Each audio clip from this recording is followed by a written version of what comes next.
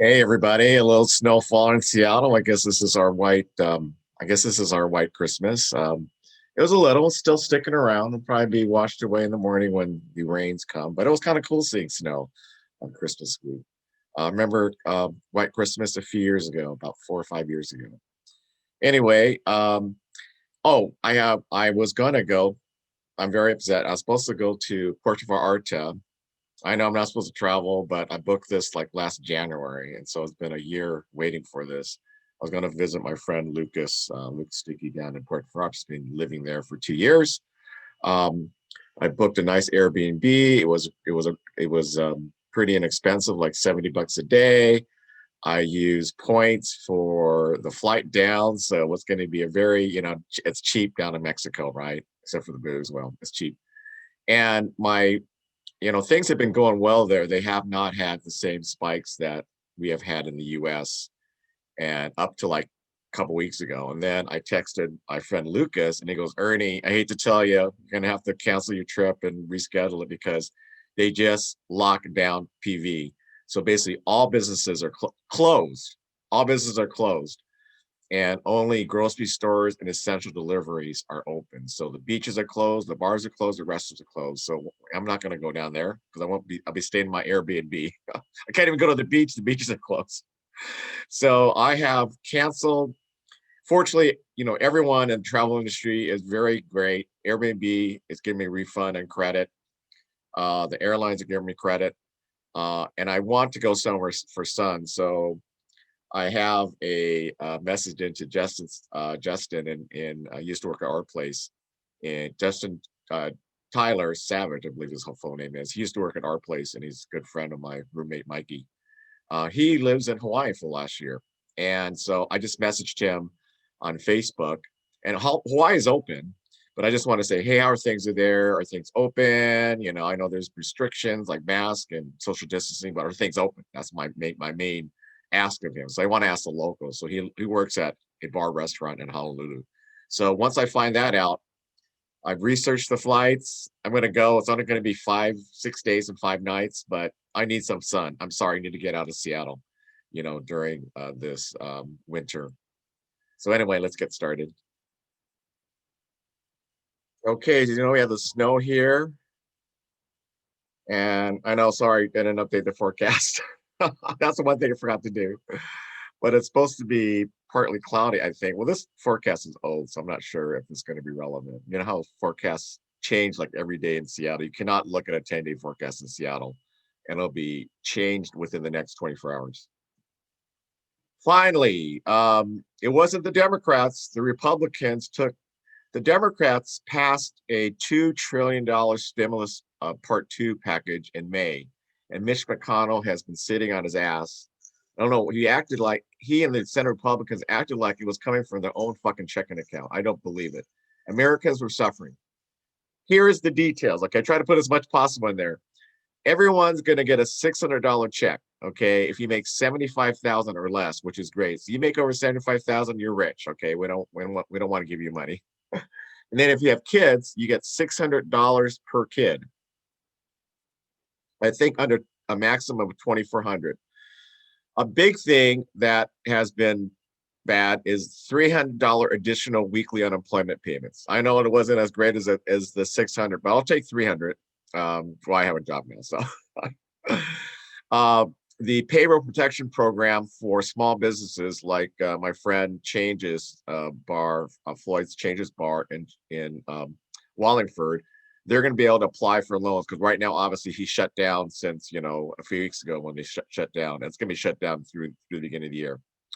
25 billion in rental assistance. I got to tell my buddy here, my roommate. 15 billion for theaters and live venues. Sorry for the spelling error. 82 billion for local schools and colleges, $10 billion for childcare, 7 for broadband, 14 for transit systems like King County Metro or Sound Transit, 1 billion for Amtrak, 2 billion for airport and concessionaires, which is interesting. Food stamps increased by 15%. Now, I don't know. I need to look to see if the Restaurants Act that I promoted on this broadcast is included. I believe it is, but I wasn't sure. We're kind of in and out. This legislation is 5,593 pages, and the lawmakers, the Congress people, and the senators only had about 6 hours to read 5,593. They didn't read it. They didn't read it. They just had to take it for granted from their leadership what it included. It's twice as long as the previous largest bill. And the previous largest bill, it wasn't Obamacare. It was some bill. I can't believe what it was, but it was some bill way back when. With analysis of the politics behind the COVID relief bill, with the president's continued attacks on the election results and more, we turn now to our Politics Monday team. That's Amy Walter of the Cook Political Report and host of Public Radio's Politics with Amy Walter, and Tamara Keith of NPR. She also co-hosts the NPR Politics Podcast. So hello to both of you. We heard Lisa Desjardins lay out just a part of that 5,500-page deal, Amy, that Congress is apparently tonight coming around to passing. Here we are. It's another deadline, and I hate to be so crass as to ask you to boil it down to winners and losers, but who do you see as the winners and the losers here? Right. I mean, clearly, the winners and losers are kind of in the same camp, and that's the American public and small businesses. Many of them are winners in that they're finally seeing aid that has been sort of in the works here since earlier in the summer. They are also losers, though, because many of them, especially many of these small businesses, just didn't survive the summer and fall when these negotiations were basically deadlocked. But there are a couple of other sort of political issues here that I think are important to think about. The first is that you have in Georgia the two Senate races. January 5th is a special election. Democrats have been making the case against the two sitting Republican senators that they haven't done enough on COVID relief. Well, now those senators get to go and take money back to Georgia to help folks who are struggling in the pandemic. The other question that I think is going to be interesting is see what this means for President-elect Biden. On the one hand, this is good news for him because he doesn't then show up on January 20th with a desk full of a whole lot of economic problems, maybe an economy that's gotten a whole lot worse over the 6 weeks between now and when he gets sworn in. But it also means that he doesn't have the same sort of possibility to push a stimulus bill in his first few days, use it as a vehicle to do a lot of the things he promised on the campaign trail. And a good economy or an improving economy will be good for President-elect Biden. At the same time, it makes it harder to convince Republicans that they need to agree to another big stimulus package. So, Tam, pick up on that. I mean, what would you add in terms of the political calculus here, both in terms of the runoffs coming up very early in January, and then what it means for Joe Biden, as well as, what we're talking about right now for people? Yeah, so in terms of what Congress is going to pass, in addition to the COVID relief, there's also an omnibus spending bill, a big budget bill that means that there isn't going to be a budget cliff in the first 100 days of Joe Biden's presidency.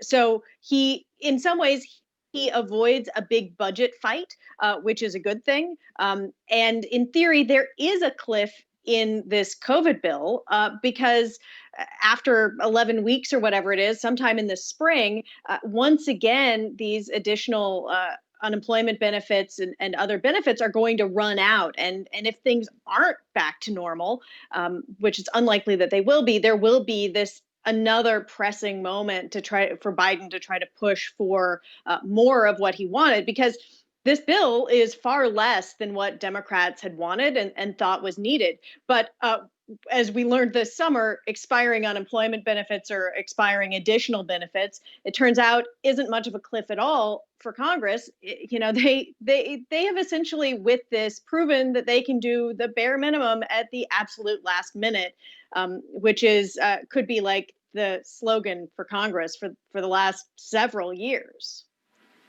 So, Amy, we could be heading into another stalemate situation for a long time to come. Well, if you look at where we could potentially be when Joe Biden takes over as president of the United States, you're right, we're still waiting to see who controls the Senate. But even if Democrats control the Senate, it'll be by one vote.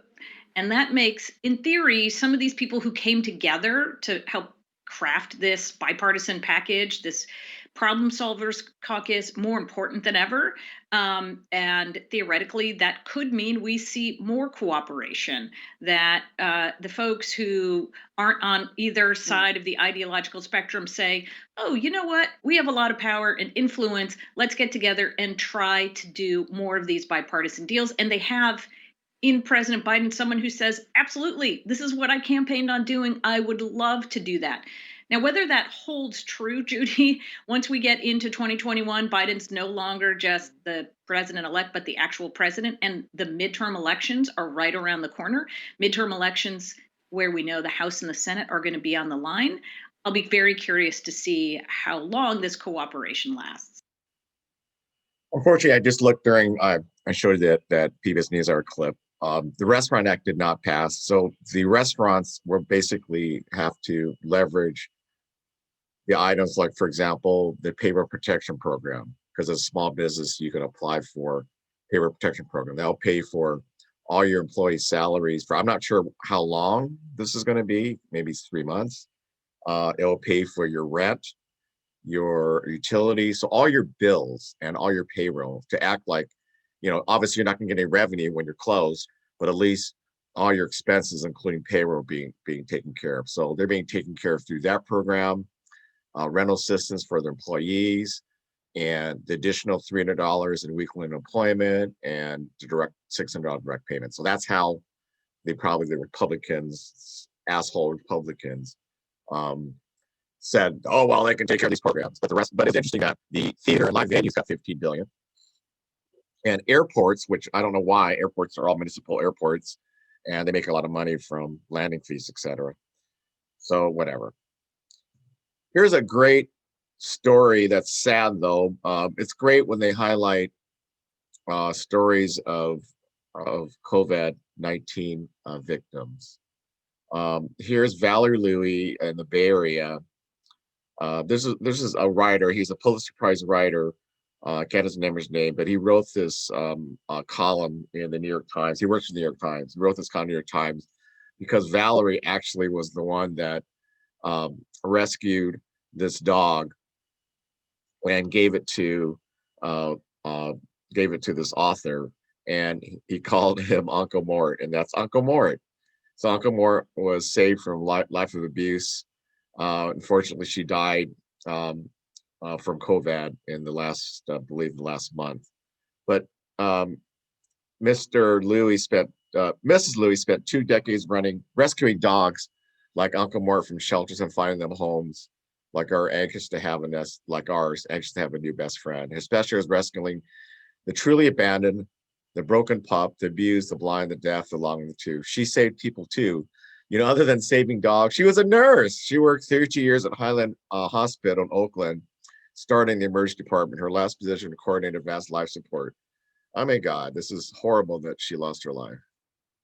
Her son, she was a single mother. She leaves behind her son, Andrew Louis, there, 21, who lived with her. He's also infected with coronavirus in late October. He has since recovered. She passed away in San Francisco, and she was only 60. And here's one of her friends. Her son said, I can't fathom how many dogs she saved, probably thousands. She farmed out the canines to families after retrieving them from shelters, including so-called kill shelters in Central California, where many dogs get bred, adopted, or abandoned. I love animal lovers, and so this is going to be a true loss for society in general. And I feel sorry for her son. I think this is a GoFundMe for her son. Here's another here's a really good story about the young at heart. It's I always love running. You should, if you want to see great stories, go watch CBS Sunday mornings at early, 7 a.m. to 8:30 p.m. They always have good stories like this. Here's a story about all these senior citizens are not going to sit around and do nothing. They're going to sing in a chorus. This is great story. We'll have some Voices of the Young coming up a little later this morning, but first, we hear from the young at heart, courtesy of our David Pogue. Enjoy your afternoon. You might expect people in their golden years to sing golden oldies. 20, 24 hours ago, I wanna be singing. But there are no golden oldies in this group's repertoire. They just rock.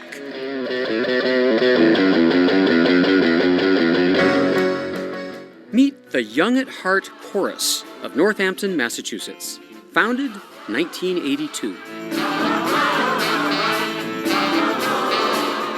Average age, 85. I've been walking Central Park, singing after dark.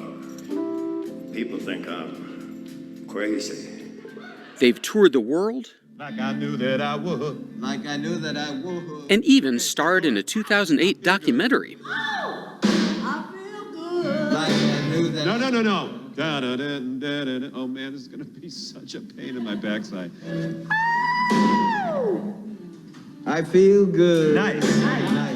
We walk into this group and figure, old people, what are they going to remember? Back in the 40s and the 50s, and that's what we were expecting. Bill Shepard, Rosie Kane, Sonia Nieto, Joel Spiro, John Reinhardt, and Lou Colley range in age from 75 to 91. A lot of this is very, it's the hard rock, it's Twisted Sister, it's the Clash.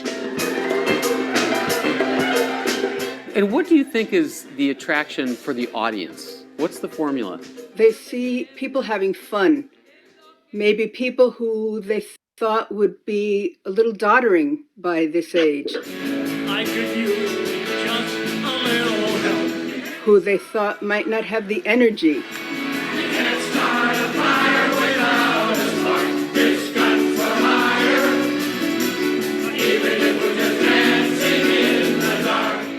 It's good for us. We've got to say, yes, I can. I'll try it. We're not like old people up there just, we're hanging on. We dance. When I retired, I said to my wife, I said, you better start planning my funeral because I'm going to be dead in 6 months because I've got to keep busy. It's been a long time coming, but I know the change gonna come. I think it keeps decrepitude at bay. The ability to memorize lyrics, I think it really is very enhancing to the aging process. Bob Silman is the group's director. He's been running the chorus for 38 years. And what is your musical background? Oh my, not good. I mean, I was in a rock band in 8th grade called the Torn Souls. And we were pretty horrible, actually. But somewhere along the line, though, you absorbed a lot of rock songs. Oh, well, I spent a lot of time listening to music. There's about 7 or so new songs that I want to take a look at. In the documentary, we learn that the singers don't always love Bob's song choices. Schizophrenia. At first. You think they're going to like it? No.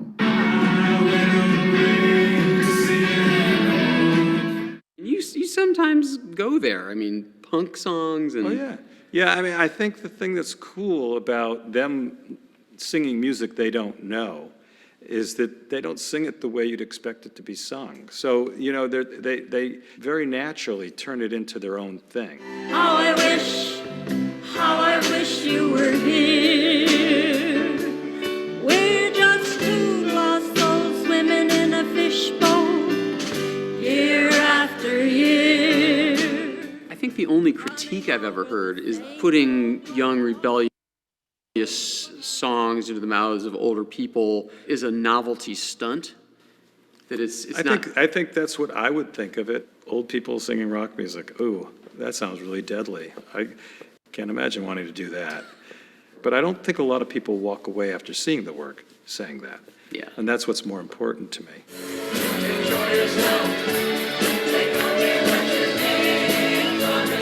As 2020 dawned, The Young at Heart chorus was flying high, millions of views on YouTube, new concerts in the works.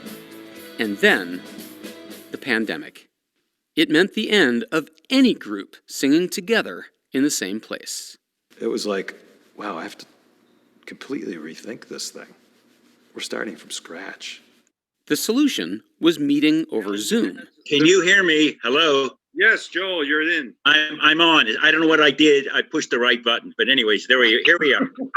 But video chat can be technologically challenging no matter how old you are. Yeah, hit that once. And you can see yourself, can't you? Yeah, unfortunately. All of a sudden, I see where these people live. These people that I've known for years. I had never been to their houses. And it was kind of beautiful.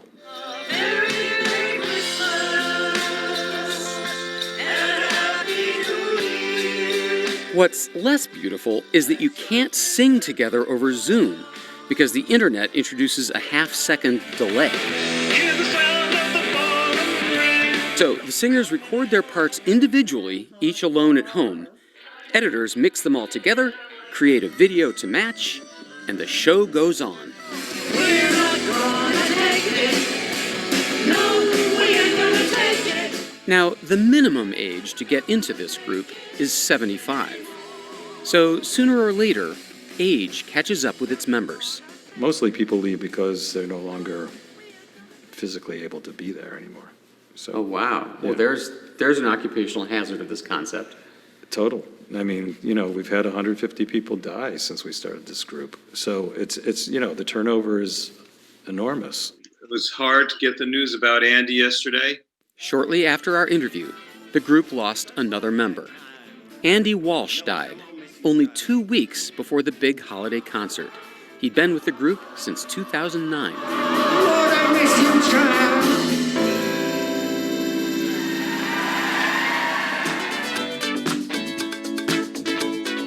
Last weekend, the holiday concert went ahead as planned, dedicated to Andy's memory. You can watch it on YouTube.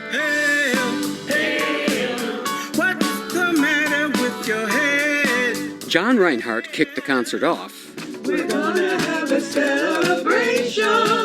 Lou Colley channeled Madonna. And Joel Spiro got down in his Santa suit. The concert ended, as most Young at Heart concerts do, with Bob Dylan's Forever Young. They're doing some of their most interesting work towards the end of their life. It's kind of so gratifying to know that you're still able to produce stuff that not only your peers will like, but your kids like, your grandkids like. That's why I can't see myself stopping it.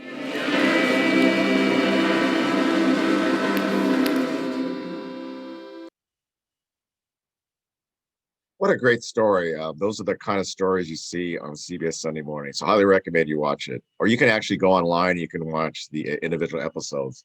I'm going to put the URL. I'm going to find their holiday concert for the Young at Heart and post it in the email. So you should see it in the email. So definitely watch their concert. It's great for seniors because, you know, number one, like they said, it helps, you know, work their mind because they have to memorize the lyrics, et cetera, right? That's like mental exercises. So just like physical exercise, you need mental exercises as you get older. So what a great group. And I'm glad they're still doing this during the pandemic via Zoom. Here's an amazing world through lens with his foreign assignments canceled for the year and photographer focused on his homeland and flies Meyer. So here is pictures from a photographer from Sweden, and my brother-in-law's from Sweden. Oh, I have to go to Sweden or Norway to see the Northern Lights. They said there's nothing better because of the fact you can go up north, like really up north, and see it in pitch darkness, and you can see all the colorful colors. Look at that. Isn't that amazing? Oh, the Ice Hotel. I can't pronounce that. I'm not going to try to pronounce that. And Yakovich was the world's first, originally built in 1990. The indoor temperature is kept around 23 degrees Fahrenheit. Why would you want to stay in this hotel? I have no fucking clue. But look, here's the bar. Obviously, you have to be You have to have your down a ski jacket in order to go to this hotel. Reindeer, nice fire, obviously warm. You got to be clothed appropriately. Another great view of the Northern Lights.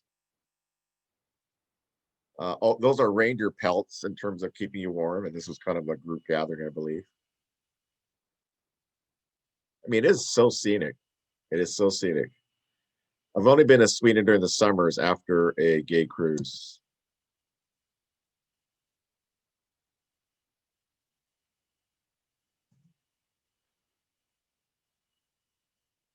So beautiful. Okay, now we're going to see a couple trailers here. We're going to go ahead and see. This guy's cute.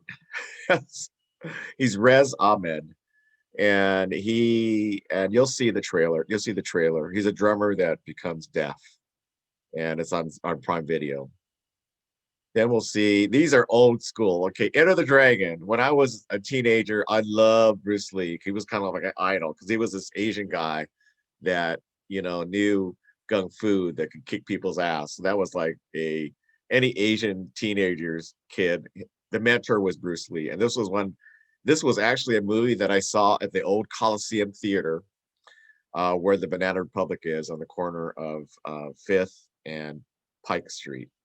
It was a huge theater, and that was like one of the most popular. It was the first like mainstream, because all the previous films, movies that he had was all done by Chinese production companies, and this was the first done by a mainstream American production company. Then we'll see the famous Jaws. These are classics. Both of them are on HBO Max. So let's go ahead and watch the trailers. You sound great. Yeah, right. What? You telling me you weren't feeling it? You were in it.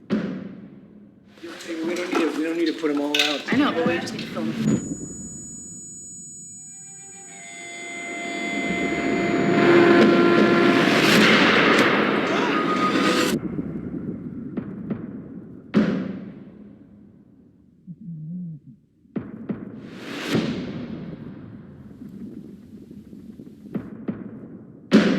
Your hearing is deteriorating rapidly. We'll come back. Till then, Lou, we just keep going, okay? No. Lou, let's play them all. Let's see what it's like, okay? I'm gonna be like a click track. You can play to me. You have to understand, your first responsibility is to preserve the hearing you have. I can't hear you. Do you understand me? I can't. I'm deaf. I'm deaf.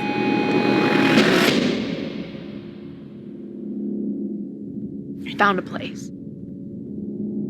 I think it's important that you stay here with us right now, Ruben. We're looking for a solution to this. Not this. I need you to wait for me, okay? You're it for me, Lou. You're my heart. You're it for me, okay? You gotta wait for me.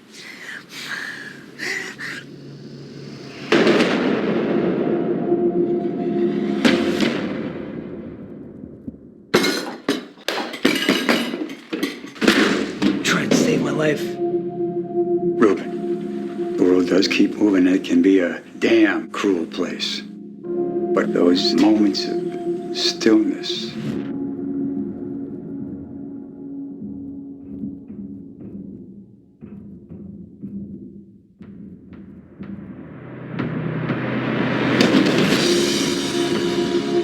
when this crappy, mundane world suddenly becomes radiant and magnificent. All the fear is gone. That place will never abandon you.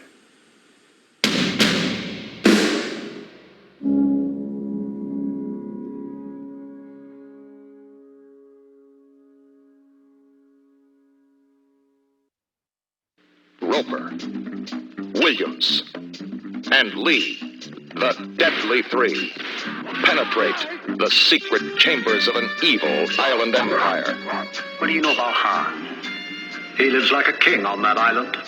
totally self-sufficient. A fortress without walls, protected by an invincible army that needs no ordinary weapons. This is Enter the Dragon, the first martial arts film produced by a major Hollywood studio. John Saxon is Roper. He was in it for the money. U.S. karate champion Jim Kelly as Williams. He was there because he had no choice. Black Belt Hall of Fame undisputed martial arts champion and international film star Bruce Lee. His job was to get them out alive. I'm hoping you'll join us, represent us in the United States. You want me to join this? Roper, Williams, and Lee. Just when they think they've broken the secret of the island, they find there is no escape from the inscrutable Han. Warner Brothers presents Enter the Dragon, where the world's greatest martial arts athletes meet the ultimate challenge with the most ancient and deadly of weapons, the human body. Enter the Dragon from Warner Brothers. There is a creature alive today who has survived millions of years of evolution without change, without passion, and without logic. It lives to kill. A mindless eating machine. It will attack and devour anything. It is as if God created the devil and gave him jaws.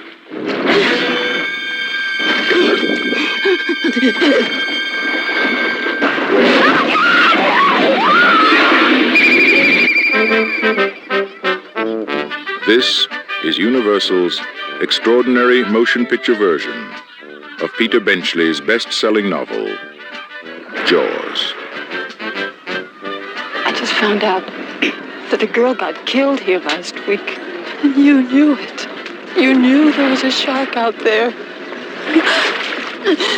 You knew it was dangerous. But you let people go swimming anyway. Did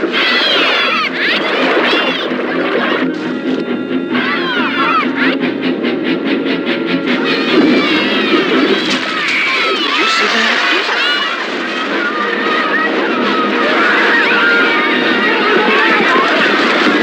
It's all psychological.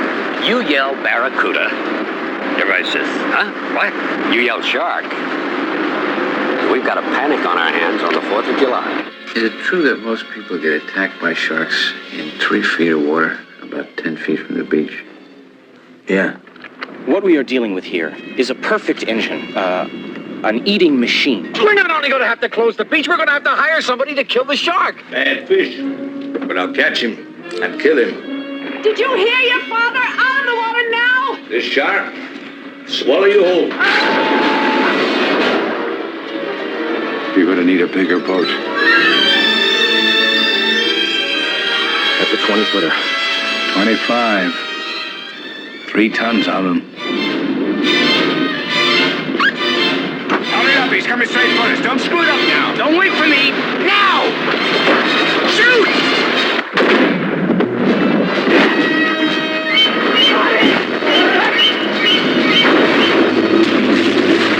Watch his tail! Give him room! I can't! He's trying to run! Oh! Come quick! I can't hold it! Hurry! Break it up! Brody!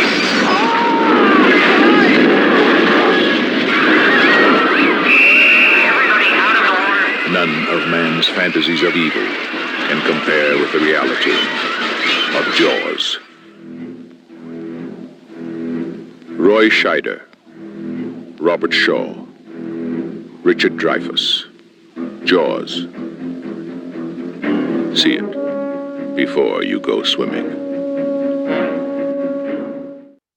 Oh my God, those movies, old time. I love the one movie about the deaf drummer. That was great. That's gonna be on my list. Oh my God, my list keeps on growing. I know I'm growing your list, right? Every day I show you like 3 clips or something. The list keeps on growing. But you know what? We're at home. we need to watch movies every day. And I love watching the old time ones. So definitely Enter the Dragon's on my list because I love Bruce Lee. He's buried here in Seattle in the cemetery here near Volunteer Park. Um, and I love Jaws. That reminded me there were some really good actors in there. Roy Schneider, Shaw, and Richard Dreyfuss. I forgot about they were the stars in there. So definitely put that on your list. And like I said, go ahead and subscribe to HBO Max. It's going to be great for 2021. All the movies that Warner Brothers is going to produce is going to be on HBO Max simultaneously with theaters next year. So have a great Tuesday and enjoy whatever snowfall is left in the morning. It's going to be disappear when rain comes. So cheers.